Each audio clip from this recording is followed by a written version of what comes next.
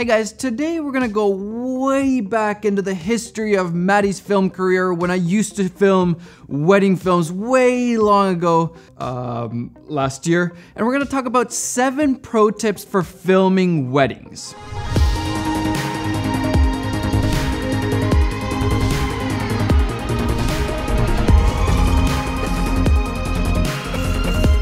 Now, if some of you follow my brother, if you're subscribed to my brother's channel, if you're not, you should. He also did a very similar, like the exact same video. We're kind of on the same wavelength right now, but I thought it would be interesting to do it anyways. I had this idea already and he did it, so why not give my take on the 7 pro tips? And if you're curious, go and watch my brother's tips after this video or before this. Either way, go watch this video. Weddings are just like a really good place to start learning filmmaking. It teaches you so many things about being quick, about telling story. There's a lot of moving parts and you don't have control over everything, so you really need to be creative with lighting and your movement and all those things. So weddings teach you a lot, not to mention they're a good way to make some money, and what better way to learn than to get paid to learn.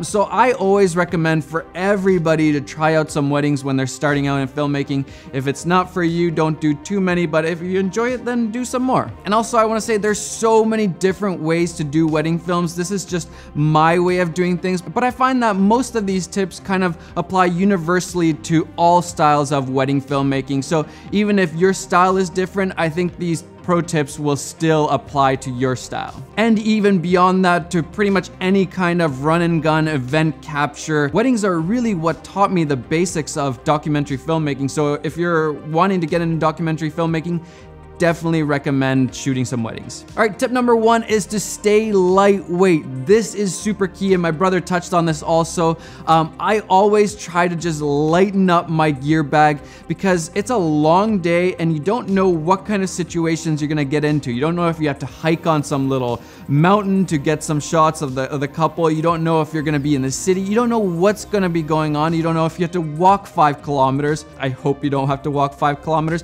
but you don't know. So you wanna stay lightweight, because the worst thing that could happen is A, you're falling behind because your bags are so heavy, or you got all this equipment that you got 5 bags and stands and all this stuff, and then B, you're just gonna tire out, and by the end of the day you're not gonna be able to film anything because you're just exhausted. And let's be honest, wedding filmmaking is exhausting. It's a really long day, so stay lightweight. And at the end of my wedding filmmaking career, I was shooting on the GH5, and then I had the Sony A7R II as kind of a low light camera, but mostly I used the GH5, and I had the Sigma 18-35 on there, f1.8. Just an insane lens. It's actually this lens that I'm using right now. And then I just had the Metabone speed booster on there so I could adapt the Canon lenses to the GH5. The only other lenses that I would keep are my 35mm 1.4 and then a 7200 when I couldn't get close to the couple, let's say during the ceremony.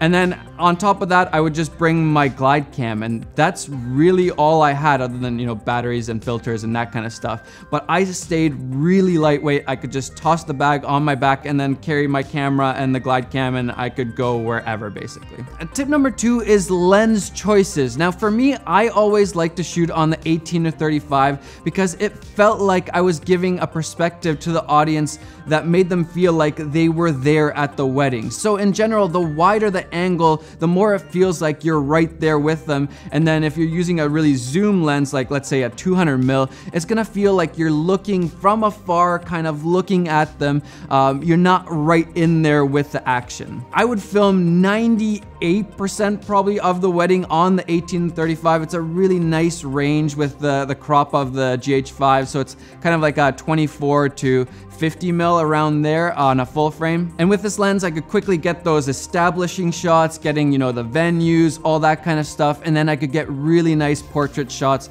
shooting at 35mm, just a really nice range. And then f1.8, even though the GH5 isn't like a low light beast, but f1.8, it gives you a lot of room, and then that really nice shallow depth of field. You can really just isolate the couple from whatever's going on and just really highlight them. So that was my favorite lens. And then I would use the 7200 only really for the ceremony and then sometimes during the reception. And that's really just in the case of I don't want to be super close to them when they're, you know, at the altar or or somebody's giving a speech. I don't want to be right there in their face. So I would use a 7200, or if I actually couldn't go there, like some weddings, for example, I forget, is it Catholics or some denomination, you actually can't go up on like the altar and stuff like that. You couldn't go close. So yeah, you need a zoom lens. So the 7200 is a really nice range. I had the IS version, so it stays nice and stable. That's probably the zoom lens that I would recommend for wedding shooting. Now it is a bit pricey, so just buy it used if you can't afford a new one. Number 3, and this is really crucial, you need to be like crazy fast with your settings. If you're not fast with your settings yet, you need to practice that before you go and shoot a wedding, because things happen so quickly and you literally have to just, you know, snap, and then you're ready to go. You can't be like, oh, should I? What F's? What ISO? You can't be doing that at all. You need to be on the ball with your camera settings. And the way that I would usually do my camera settings is the shutter speed would always stay at double the frame rate. So usually I would be filming in 24p. So I'd have the shutter speed at 50. And then I usually shot really wide open, a lot of times at f1.8. And so if you're outside, the ISO is going to stay low, and then you just change the exposure of the ND filter. Once you go inside, just take the ND filter off. And then if you need more light, then just bump up the ISO a little bit. It's pretty simple, but you do need to be really fast at this. And so practicing, you know, going inside and outside and, you know, going by a window and then going in a dark corner, just practicing changing your settings, because you do need to be super fast during a wedding. Number 4, you need to stabilize your footage. There's nothing worse than watching a wedding film that's like, that's just like, it's so bad. So you need to use some form of stabilization, whether it's a monopod, glide cam, gimbal. For me, it was usually a monopod and then a glide cam, because I could really quickly switch from the monopod and put it straight onto the glide cam using the same plates, and I wouldn't really have to do any balancing on the glide cam. It was usually ready to go right away, so I could really quickly switch from one to the other. Now I would probably maybe use the Ronin S. I don't know, it's still a bit of a toss-up, but I would maybe use the Ronin S. I still like the glide cam a lot. It never fails on you. But actually at the end of my wedding career, I had the GH5, which has crazy image stabilization, and I actually tossed completely the monopod. I was a little bit scared at first. I was like, can you actually, this seems wrong, this seems too easy. So I would actually handheld and then use the glide cams. And this sounds crazy, I get it, but the GH5's image stabilization is that good that it literally looked like I was on a monopod. It didn't have any of that shake, it didn't look bad, and that way again I could move way quicker, be more of a fly on the wall, which is kind of my style. I think my brother also talked about that, and yeah, just get more shots because I didn't have to lug around this monopod and have to be switching it off and on the monopod and glide cam. I just took it off the glide cam or put it on the glide cam, that's it. But you do need some form of stabilization. If you don't have a GH5 with crazy image stabilization, I highly recommend a monopod and then some sort of glide cam or gimbal for those moving shots. All right, 5, let's move on from equipment and tech. You need to tell a story. And now this is a little bit vague, I think, when we're talking about weddings. Like, I actually didn't even use any talking. I wouldn't use any speeches in the wedding videos. They were more of kind of like a music video, wedding video, I guess, kind of like a mix-up. And so how do you tell story without even having them talk? And I think it's the little things. You want to show kind of a progression. You want to show their emotions, how they're feeling, and you can do that just by showing their faces, clips of them getting ready, hanging out with their friends, capturing those little moments where they're laughing or they look a little bit nervous looking at a window. There's a lot of little things that you can do, and one of the biggest things that you can do to kind of build some sort of suspense or some sort of like, oh, I can't wait to see what's gonna happen, is do not, this is a massive mistake that a lot of people make, do not show the wedding couple fully dressed right in the beginning of the video. Some people, I think, they think it's like artistic and they kind of like do a mix-up, mashup of like, you know, I'm gonna start off with them fully dressed and walking and having a good time, and then I'm gonna go back to them getting ready and all that stuff. I think that kills it right away because you already know kind of what happens. But when you have this progression of them getting ready, and I actually never showed, especially the bride, in her full dress, full makeup, full everything until she walks down the aisle, or if they did a first look. That way there's a bit of like something to wait for, something to look forward to. You want to see what is all this getting ready and all this beginning stuff leading up to. But if you show them right away, it's just like it kills that whole suspense. There's nothing to look forward to. You've already showed them like kind of the payoff right in the beginning, so it kind of just ruins the whole story, in my opinion. Again, this was my style, but I really feel like you don't want to ruin this moment. And I also like it that it's the moment where the groom sees the bride. It's kind of getting into their head. So whether it's the bride walking down the aisle and the groom sees her for the first time, or it's the first look, the groom sees her for the first time, there's something really magical about that. So I think you want to share that also with the audience and have them feel the same way, that they finally get to see the bride. I don't know.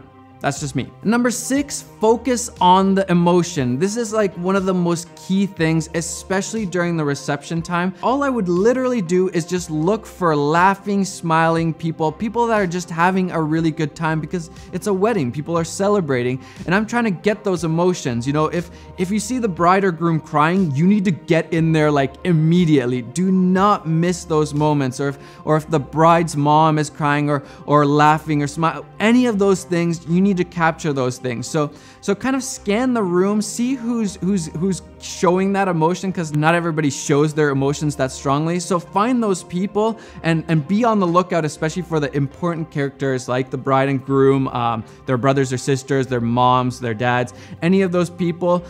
Be on the lookout. If there's any little bit of emotion, you need to be there. And then number 7, and probably one of the most important things, especially if you're filming by yourself, is you need to move around. If you're standing in the same spot for more than like 2 minutes, more than a minute, you're wasting your time. Keep switching angles, getting different perspectives, trying out different shots, wide, medium, tights, getting those moving shots, getting all kinds of shots. That's gonna make the edit so much more interesting, and then you just have so much more to choose from. When you go home and you start editing, nothing is worse than being like, I don't think I have enough angles of this, or I don't think I have enough footage from this section. Make sure you're moving around, especially during things like the ceremony. It's really easy to just kind of put on a 7200 and stand in the middle and just kind of pop off random shots here and there, or just stay on the bride and groom the whole time. Don't do that. Get a bunch of different shots. And now again, this is a little bit style specific, but I do think if you're covering things like the speeches or the vows and all that stuff in full, recording that audio, you need one guy that's just moving around the whole time, getting as many different kinds of shots as they can. That's gonna make the wedding film so much more interesting. And then the bonus tip, and this one's actually really important also, is don't be a douche. And this applies for all filmmaking, I think, but especially for wedding films, because you're spending a lot of time with the couple. So you want to make them comfortable around you. If you're just being an idiot, they're going to be really annoyed at you, and they're not going to give you what you need for your wedding film. And also, it's just bad business, because those people are going to refer other people to you. If you do a good job and you're a really nice person, you're really easy to get along with, they really liked you just personally, then you're gonna get those callbacks. That bride, that groom, they're gonna recommend you to their friends, to their family, their cousins, uncles, whoever. So don't be a douche. It's gonna make for a way better film, and it's really good for business, like really good. All right, that's my take on the 7 pro tips for wedding filmmaking. I hope these helped you guys, and if you haven't shot a wedding yet and you're kind of getting into filmmaking, highly recommend it. Take it seriously. It is a lot of pressure. You don't want to be missing some of those moments, but it's worth it. It's a really great learning experience. And if you didn't check out my brother's video yet, I'll link it down below. Go check out his 7 tips. So yeah, if you enjoyed this video, hit that like button, subscribe to the channel, and go make some films, and I will see you in the next one. Bye.